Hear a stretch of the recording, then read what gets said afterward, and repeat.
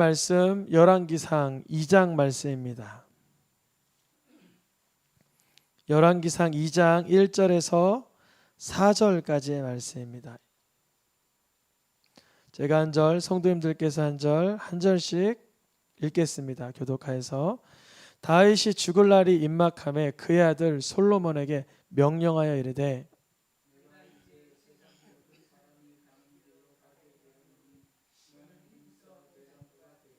내 하나님 여호와의 명령을 지켜 그 길로 행하여 그 법률과 계명과 율례와 증거를 모세의 율법에 기록된 대로 지키라.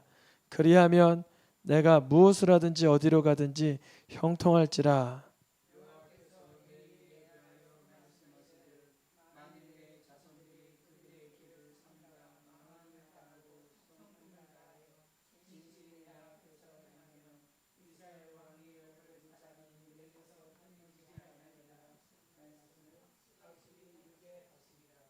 아멘. 열왕기 강의 다윗의 길 여로보암의 길이라는 주제로 말씀을 전하고 있습니다. 오늘 본문에 보니까 다윗이 죽을 날이 임박했어요. 죽을 날이 임박했어요. 이제 모든 사람이 가는 그 길로 가게 되었습니다. 우리도 죽을 날이 임박하면 하나님 앞에 서게 되는 그때 무엇을 해야 될까요? 만약에 다시 살아나는 일이 없다면, 다시 부활하는 일이 없다면 죽기 전에 마음껏 즐기고 놀다 누리고 쾌락하고 향락해야 되겠지만, 우리가 죽을 날이 임박해서 한 번 죽는 것은 사람에게 있어서 정하신 것이고 이후엔 심판이 있다는 것을 알기 때문에 마냥 놀고 즐기고 향락하고 쾌락할 수만은 없습니다.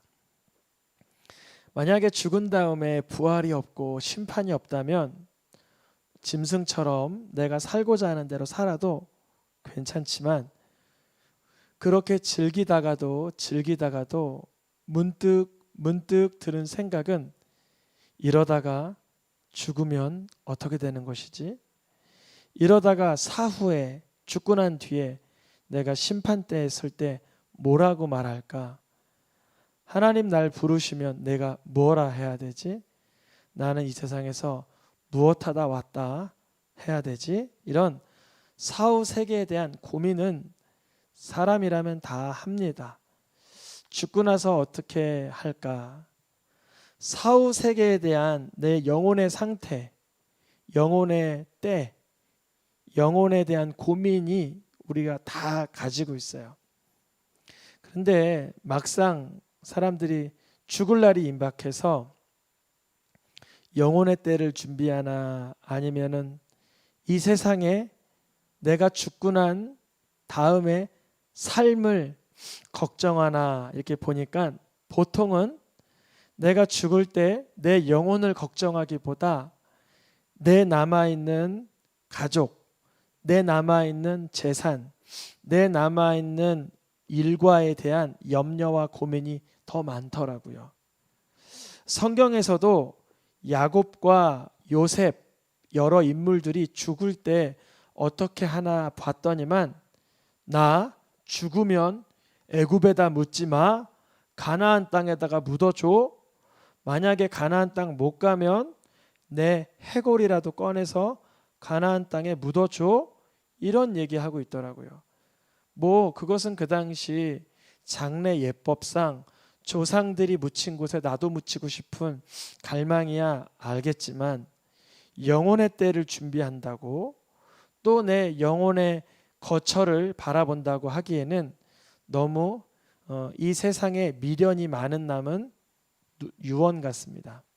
오늘날도 이렇게 어르신들을 찾아뵈거나 중환자실이나 곧 이렇게 돌아가실 분들을 신방하게 되면 어떤 분들은 이래요. 내가 죽으면 꼭 어디에다가 묻어 주시오. 그리고 내가 죽은 뒤에는 남은 절차는 이렇게 하시오. 지금 남은 여생에 내가 죽고 난 삶에 관심이 있어요? 영혼의 때에 관심이 있어요? 내 남은 그 사람들, 세상의 원리에 관심이 아직도 너무 많아요. 제가 어떤 분은 돌아가시기 직전까지 자기 부동산 관리하느라고 정신이 하나도 없더라고요. 돌아가실 때까지.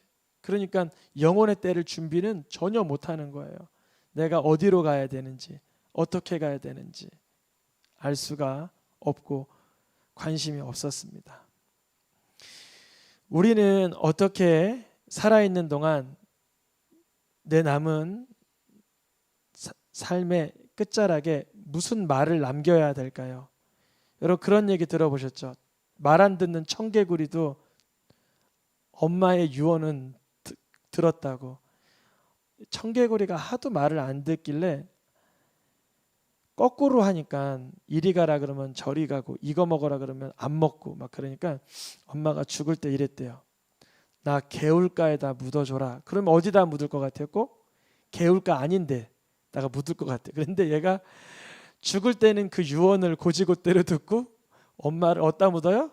개울가에. 그래서 비가 오면 우는 거예요. 개구리가 깨굴깨굴. 왜 울어요? 엄마 무덤 떠내려갈까 봐. 유언은 죽은 사람, 그 사람이 죽은 사람이 있어야 효력이 발생해요. 그러니까 다윗이 죽으면 효력이 이제 발생하는 말들을 하려고 준비하는 거예요. 죽어야 유언이 법적인 효력을 발생시켜요. 다윗도 이제 죽을 날이 임박해서 솔로몬에게 유언을 남겨요. 우리도 나중에 유언을 남기겠죠. 뭐 여기 저부터 시작해서 우리 장로님, 권사님, 우리 사모님, 사실은 우리가 사실 뭐 10년 더 살지 30년 더 살지 모르는 거잖아요. 그러니까 평소에도 이렇게 유언을 남기는 연습하면 참 좋겠어요. 저는 간혹 해요. 뭐 이스라엘 갈 때라든지 어디 뭐 기도원 갈 때라든지 미리 유언 비슷하게 해요. 그런데 자녀들이 그 유언 때문에 풍지박산 나는 경우도 봤어요. 부모가 불필요한 유언을 하는 거예요. 불필요한 유언. 뭐 재산은 어떻게 하고 이렇게 해야 되는데 그 사람이 어떻게 돼서 뭐 어떻게, 그냥 온갖 세상 뭐랄까요, 그 세상에 대한 탐욕과 탐심 때문에 자식들이 부모님 숨겨둘 때까지 법정 다툼에 있어요. 너무 불쌍한 거죠. 부모님 숨겨두면 부모님이 부탁하신 유언이 뭐냐면 재산 잘 나라 가져라, 그리고 나는 꼭 어디에 묻어줘라, 이거였어요. 여러분 이거 하나님 기뻐하는 유언일까요? 하나님이랑 죄송하지만 별로 상관없는 유언일까요? 죄송하지만 하나님이랑은 상관없는 유언이에요. 그럼 우리가 무슨 유언을 남겨야 될까요? 우리 아이들이 재산을 많이 갖든 하나도 못 갖든, 우리 아이들이 나를 어디에 묻어주든 저쪽에다가 안 묻어주든 하나님을 기쁘시게 하는 삶을 살 수 있도록 유언하기를 축복합니다. 어떤 자녀들은 하나님 기뻐하는 거랑 전혀 상관없이 그 묘자리 좋은 데 알아보려고 정신이 없어요. 묘자리 좋은 데 알아보려고. 그게 무슨 소용입니까? 아무런 가치가 없죠. 우리 자녀들이 우리의 생명이 다하는 날 하나님을 기쁘시게 하는 삶을 살아낼 수 있도록 유언할 수 있기를 축복합니다. 근데 그것은 하루아침에 되는 일이 아니에요. 갑자기 내가 유언할 때 돼가지고 숨이 걷어질 때 돼가지고 오늘은 마음을 가다듬고 유언을 잘해야 되겠다 해서 되는 게 아니라 내 일상의 삶이 그대로 묻어나와요. 오늘 본문에 다윗도 죽을 날이 임박하니까 여러 자식들이 있었어요. 다윗 자식들 지난주에 봤죠? 한두 명이 아니었잖아요. 암논, 길르압, 압살롬, 아도니아, 스비다, 이드리암, 삼무아, 소밤, 나단, 솔로몬, 그 외에 등등 아들이 10명이 넘는 거예요. 솔로몬 빼고도 10명이 넘어요.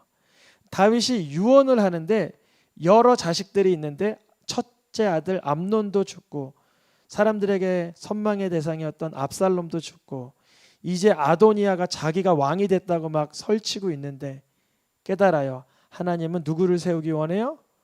솔로몬을 세우기 원해요. 그래서 솔로몬에게 특별히 유언을 남기는 거예요. 그것이 오늘 본문의 장면입니다. 솔로몬을 부르는 거예요. 내용을 요약하자면 이거예요. 솔로몬아, 하나님의 말씀대로 살아라, 이거예요. 그러면 솔로몬은 이 유언을 받고 어떻게 하면 하나님 말씀대로 살 수 있을까요? 이 당시에 솔로몬에겐 왕이기 때문에 뭐가 있어요? 모세 오경이 있어요. 이미 시대가 사사시대가 지났기 때문에 사사기와 여호수아의 역사책이 있어요. 이 책을 통해서 또 아버지가 남긴 뭐가 있어요? 시편이 있어요.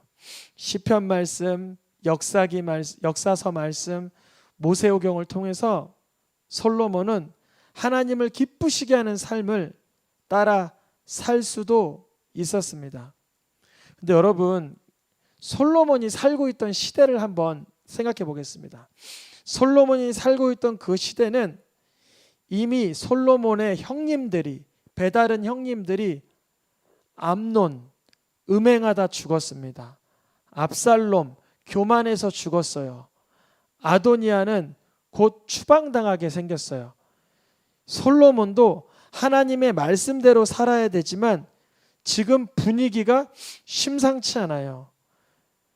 아도니아가 요압 장군하고 결탁해서 아비아달이란 제사장이랑 아버지의 신하 절반 정도를 데려가서 쿠데타 일으키기 직전이에요. 그러한 솔로몬에게 하나님의 말씀대로 살아라. 어떻게 하는 것이 이러한 위기의 순간에 하나님의 말씀대로 살라는 아버지의 유언을 내가 실천할 수 있을까? 솔로몬은 아직 어렸어요. 분별력이 없었고 현실에서 일어나고 있는 이런 정황 속에서 솔로몬이 말씀대로 살아라? 이것은 사실 현실 입장에서 보면 막막한 아버지의 요구였어요. 그런데 다윗이 왕이 될 때는 단번에 왕이 된 게 아니라 목동의 시절, 군대 장관의 시절, 도망자의 시절, 십몇 년을 왕 되는 수업을 했었어요. 다윗은. 솔로몬은 그런 수업 해보지 못했어요. 솔로몬에게 하나님의 말씀대로 살아라 라는 말은 어려웠어요. 그런데 그때 아버지 다윗의 번뜩이는 조언이 있어요. 번뜩이는 조언. 하기 쉬운 조언이에요. 다윗이 죽을 날이 임박하여 이제 내가 모든 사람의 길로 가는 길로 갔는데 너 말씀대로 하면 형통해. 너가 이렇게만 살면 형통해 라고 말해줬는데 솔로몬의 머릿속에는 지금 이러한 상황, 아도니아가 쿠데타를 일으키고 요압 장군이 그쪽에 결탁을 하고 아비아달 제사장은 배반을 하고 이러한 상당히 좀 혼란스러운 때에 어떻게 해야 될지 아버지가 콕콕 집어 조언을 주는 거예요. 첫 번째 조언, 노란 글씨만 읽어보겠습니다. 시작. 스루야의 아들 요압 그의 백발이 평안히 스올에 내려가지 못하게 하라. 아버지가 하나님의 말씀대로 살아라 이렇게 당부해 주고는 솔로몬에게 곧장 말해주는 것이 요압 장군 죽여라 그러시는 거예요. 요압 장군 죽여라. 하나님의 말씀대로 살아라. 이거는 좀 큰 그림 같고 조금 망망대해 같으면 요압 장군 죽여라. 이거는 단순해요, 복잡해요? 너무 단순하죠. 다윗은 요압 장군을 처형하라 이렇게 솔로몬에게 명령합니다. 왜 그랬을까요? 그 당시 요압은 국방부 장관이었어요. 굉장히 실세였단 말이죠. 아버지하고 동고동락했던 실세예요. 요압 장군은 장수이며 실세이고 아버지의 치부까지도 알고 있는 사람이에요. 그런데 솔로몬에게 요압 장군을 처형시켜라 그랬어요. 다윗이 왜 그랬을까요? 왜 요압을 죽이라고 그랬을까요? 너무나 당연해요. 요압이 다윗이 그렇게 만류했는데도 다윗의 아들 압살롬을 죽였어요. 그러면 충분히 솔로몬 정도도 뭐 할 수 있어요? 죽일 수도 있고 요압이 요압 진영으로 두고 있는 아도니아를 더 득세하게 할 수 있는 그런 뭐랄까 영향력 있는 사람이었기 때문에 그래요. 다윗은 요압이 두려웠어요. 왜 두려웠냐면 자기는 죽고 요압 살아있으면 요압이 뭘 떠벌릴까요? 다윗의 치부를. 또한 무엇을 종용할까요? 자기네 사람. 지금 요압은 아도니아 진영에 서 있기 때문에 솔로몬을 충분히 짓누를 그런 힘이 있어요. 그래서 애시당초 솔로몬에게 문제가 될 법한 사람을 처형하라고 하는 거예요. 여기서 여쭤봅니다. 하나님의 말씀을 따르라 라고 얘기한 다윗의 첫 번째 명령과 스루아의 아들 요압을 죽이라는 명령은 동일한 말입니까? 어딘가 모르게 모순이 있습니까? 모순이 있죠. 모순이 있어요. 왜냐하면 요압 장군이 지금 죽어야 될 이유도 충분히 있지만 다윗에게 잘못하고 솔로몬에게 위협적인 사람이라 죽이라고 하는 거예요. 다윗은 노년에 분별력이 흐릿해서 그랬는지 아니면 인간적인 분별력이 너무나 탁월해서 그랬는지 요압을 죽이라고 명령합니다. 두 번째, 요압만 죽이라고 명령한 게 아니라 이어서 노란 글씨만 읽어보겠습니다. 게라의 아들 시므이 그의 백발이 피 가운데서 스올에 내려가게 하라. 다윗은 요압과 함께 다윗을 저주했던 이번엔 시므이를 처형하라 그래요. 예전에 다윗이 시므이 용서해줬거든요. 시므이가 다윗 앞에서 막 저주하고 욕설을 퍼부을 때 다윗이 뭐라 그랬냐면 하나님이 허락하신 거니까 가만히 두어라 그러고 나서 시므이가 나중에 이렇게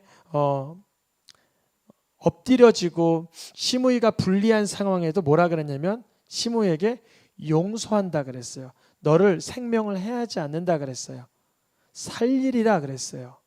그런데 다윗이 나이가 들어서 죽을 날이 가까우니까 눈의 가시처럼 자꾸 시므이가 생각나는 거예요. 나를 찔렀고 나를 저주했고 나를 조롱했고 나에게 흙을 뿌렸던 시므이가 생각나는 거예요. 그래서 솔로몬에게 뭐라 그래요? 시므이를 처형시켜라 이렇게 말해요. 다시 여쭤봅니다. 다윗이 유언으로 했던 하나님의 말씀을 따라 살아라 이것과 요압을 처형해라 시므이를 처형해라 라는 말은 어떻게 조화롭게 다 이루어 드릴 수 있습니까?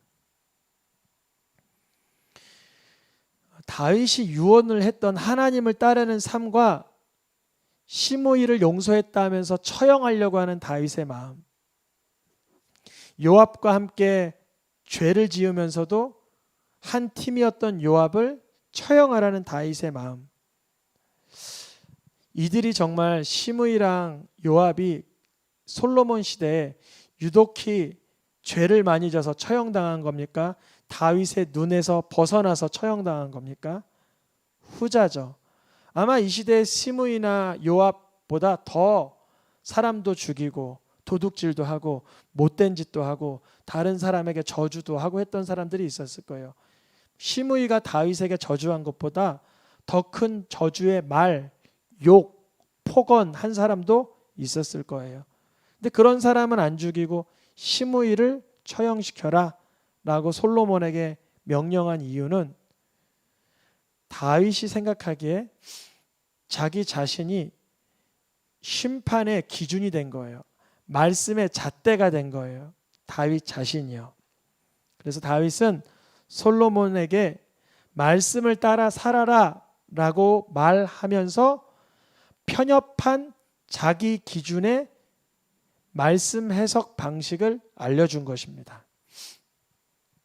만약 솔로몬이 그럴 일은 없겠지만 아버지가 다시 태어나서 솔로몬이 다시 태어나서 다윗에게 솔로몬에게 유언을 다시 하라고 하면 저는 생각하기에 요압을 처형하라는 명령을 안 할 것 같아요. 그냥 당부만 할 것 같아요. 솔로몬아, 요압이 말이지 아버지가 예전에 죄를 많이 지을 때 함께 죄를 지었던 사람이다.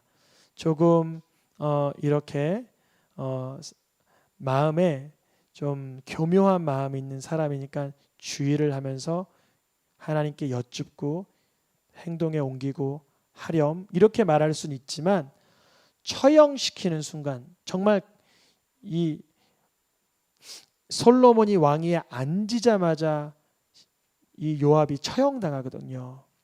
그래서 저는 그런 생각을 해봤어요. 만약에 솔로몬에게 요압이라는 사람이 있었다면 쿠데타도 일어날 수 있었고 어려움도 있고 쫓길 수도 있고 했지만 솔로몬은 누구를 의지하게 됐을까요? 맞아요. 하나님을 의지하게 돼요. 솔로몬이 요압이 처리가 되고 시므이가 처리가 되고 아도니아가 처리가 되면서 어떤 상황이 이루어지냐면 솔로몬 그 내부에서는 솔로몬을 대적할 자가 없는 거예요.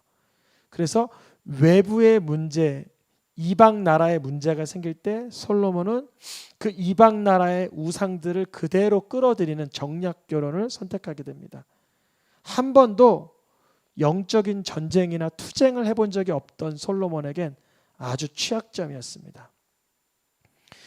솔로몬에게 남긴 다윗의 유언은 반쪽짜리 유언이었어요. 무슨 뜻이냐면 하나님의 말씀을 따라 살아라 라고 말을 남겨주었지만 즉시로 세상을 떠나면서 솔로몬에게 다윗 감정적이고 주관적인 그것을 그대로 흘려보내줬어요. 그러니까 솔로몬도 아버지 말씀이고 옳다 여기니 시므이를 처형시키고 요압을 처형시키고 아도니아를 처형시키면서 아, 이것이 태평천하구나라고 착각을 했을 거예요. 우리들도 그래요. 우리들도 우리 자녀들에게 유언을 합니다. 유언을 해요. 얘들아, 엄마가 이제 죽을 날이 다 됐다. 하나님 말씀대로 살아라. 그리고 죽었다고 해봅시다. 그러면 그 자녀가 아빠의 말씀대로 살아라, 엄마의 말씀대로 살아라 라는 그 말만 기억하는 게 아니라 그러한 아빠와 엄마의 삶이 어땠지? 엄마는 그 문제를 만나면 화를 냈지, 아빠는 그 문제를 만나면 폭력을 했지, 엄마는 그 문제를 만나면 비방했지, 아빠는 그 문제를 만나면 낙심했지. 그 삶의 모습을 기억해요. 말을 기억하는 게 아니라. 다윗이 너는 하나님의 말씀대로 행하면 형통할 거야 솔로몬에게 유언을 남겼지만 솔로몬아, 요압 가만히 두지 마, 처형시켜. 시므이 가만히 두지 마, 처형시켜 하면서 죽으면서 솔로몬에게 남겨진 하나님의 말씀은 그렇구나, 하나님의 공의대로 죽이는 게 말씀을 따라 사는 거구나. 솔로몬의 머릿속에는 내 마음에 들지 않든 아버지 마음에 들지 않든 마음에 들지 않는 자의 죄가 보이면 당장 죽이는 이러한 어리석은 행보를 걷게 됩니다. 우리의 삶 속에서도 우리 자녀들에게 정말 유언을 하고 싶은가요? 하나님의 자녀로 내 자녀들이 믿음의 계보를 이어가길 원하십니까? 그러면 다윗이 요압과 시므이에 대해서 어떻게 대했는지를 우리가 교훈을 보면서 우리의 삶을 바꿔나가면 돼요. 우리도 분명히 세상 떠날 때 문제가 있을 수 있어요. 형제 간의 문제, 부부 간의 문제, 금전적인 문제, 이웃 간의 문제가 있을 수 있어요. 그런데 우리를 저주하는 시므이에 대해서 예를 들어 윗집에서 아랫집 옆집에서 하도 우리를 막 짓누르고 뭐라 그래요. 그러면 내가 죽는 날, 야, 윗집이나 옆집 앞집이 우리 맨날 못 살게 그랬지? 아빠 죽을 때까지도 그것 때문에 내가 화가 북차올라서 살 수 없으니 가만두지 마. 그러면 이 아이가 말씀을 따라 사는 거예요? 감정을 따라 사는 거예요? 감정을 따라 사는 거죠.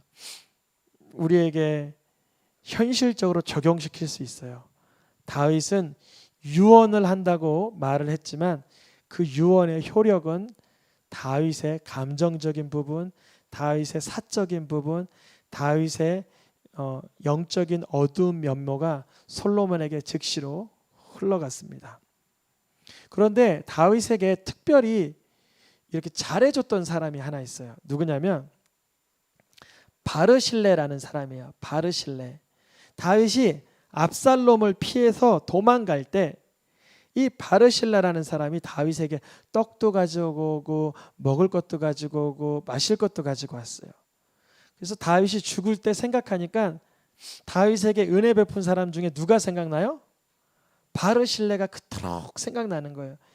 옛날에 어디 가서 떡 달라 그랬다가 전쟁 날 뻔한 적도 있는데 이번에 바르실레를 생각하면 너무 행복한 거예요. 야 솔로몬아, 내 아버지, 너 바르실레의 아들들에게는 은총을 베풀어라. 그들을 그냥 성중에 다 들여서 성중 음식을 먹게 해 주어라. 그래서 왜요? 그 사람들은 왜 그렇게 잘해줘야 돼요? 그래요. 그 사람들이 뭐 했어요? 그러니까 그들이 나한테 압살롬을 낳았을 핏에 도망할 때 나한테 한 팀이 되어 주었어. 지금 다윗의 은총의 흐름은 하나님을 기쁘시게 하였기 때문에 이들이 물론 약한 자를 돌아보는 건 하나님을 기쁘시게 한 것이지만 더욱이 다윗에게 기쁨이 되었던 자이기에 은총을 베풀려고 하는 것입니다. 사실 따지고 보면 은총을 베푼다기보다 보상해 주는 거죠. 보상. 내가 힘들 때 잘해줬으니까 나도 나 떠나는 날 내 아들을 통해서라도 더 잘해지고 싶은 그런 마음 아니겠습니까? 우리가 여기서 복음을 찾을 수 있어요. 복음. 지금 다윗이 자기에게 잘못한 사람들은 다 저주하고 처형시키기로 작정을 했는데 누가 떠올랐어요? 이 바르실레가 떠올랐어요. 여러분, 우리가 죽을 때 누구 떠올라야 돼요? 예수님 떠올라야 돼요.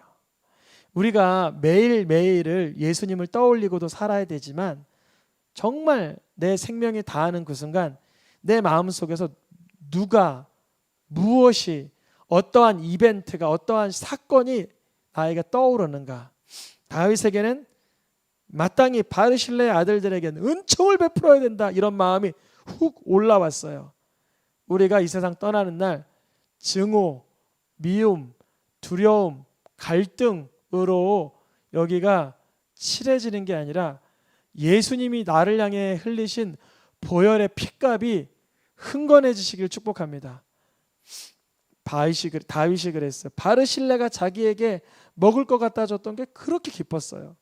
그래서 다윗이 솔로몬에게는 이스라엘들에게는 은총을 베풀어 주어라 라고 소개해 준 것처럼 우리도 예수님을 만나 아빠가 변화됐다, 예수님을 내 구주로 만나 이 어미가 변화됐다라고 말해줄 수 있어야 돼요. 그렇다면 그 뒤에 일어나는 효과는 뭘까요? 그러니까 아까 얘기했던 요압 죽이지 마라. 그도 예수께서 대신 죽어준 자다. 그를 불쌍히 여겨라.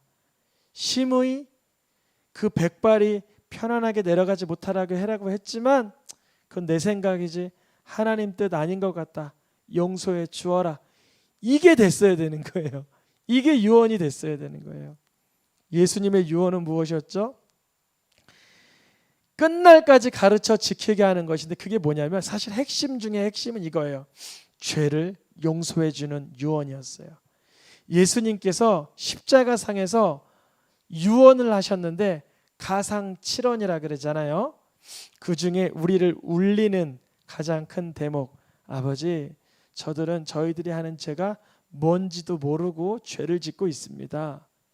저들의 죄를 사하여 주세요 라고 예수님 가르쳐 주신 거예요. 유언으로. 그 유언을 그대로 따라한 사람이 스데반이잖아요. 하나님, 저들의 죄를 그들에게 돌리지 마세요. 솔로몬이 그거 배웠으면 아마 왕권 초기에 요압이나 시므이 때문에 난감한 일은 있었겠죠. 요압이 뭐 치고 들어오든가 시므이가 여기저기서 또 저주하든가 그랬겠지만, 그러나 솔로몬은 연단될 수 있었을 거예요. 다윗이 함부로 했던 유언으로 인해서 솔로몬의 인생 말미는 사실 우리가 잘 알듯이 후회하는 인생이 됩니다. 하나님께서 일찍이 그에게 2번이나 나타나셨지만 솔로몬은 말씀으로 연단된지도 훈련되지도 못했던 터라 하나님을 쉽사리 떠나고 우상을 섬기는 데 전전긍긍합니다.